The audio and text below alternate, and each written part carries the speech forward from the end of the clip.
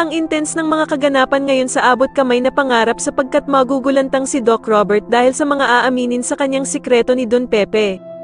Dito nga ay napakadiskarte talaga ni Don Pepe at makakagawa nga ito ng paraan para matawagan si Doc Robert at masabi nito sa kanya ang mga narinig niyang revelasyon kay Moira at Doc Carlos. Samantala ay malalaman nga ni Doc Carlos na nangangailangan ng tulong ang anak niyang si Zoe dahil nga sa pagkakatama ng baril sa kanya ni Don Pepe. Kaya naman ay walang pag-aalinlangan at agad na pupuntahan ni Doc Carlos si Zoe dahil nga sa sobrang pag-aalala niya dito. At dito nga ay agad na sasalubungin si Doc Carlos ng mga tauhan ni Moira at dadalhin siya kung saan naroon si Zoe. Nang makita naman ni Doc Carlos ang anak niyang si Zoe, ay agad niya itong tutulungan at lalagyan ito ng first aid kung saan tinamaan si Zoe ng bala. Samantala ay aabutan naman ng bruhang si Moira si Doc Carlos sa hideout nito kaya naman ay galit na galit nga itong si Moira kung paano daw nalaman ni Doc Carlos ang kinaroroonan nila.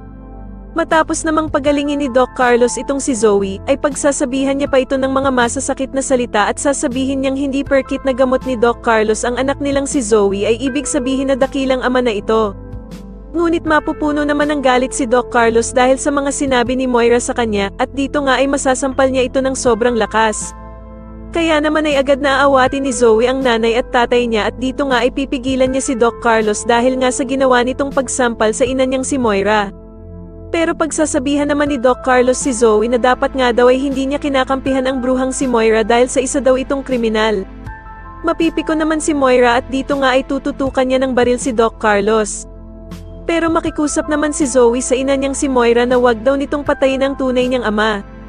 At dito nga ay ipapamukha ni Moira kay Zoe na si Robert lamang nga daw ang tatay nito. Ngunit dahil nga sa pagtatalo nila at pag-aaway ay biglang maririnig ni Don Pepe ang boses nila at dito nga ay malalaman na niya na anak ni Doc Carlos si Zoe.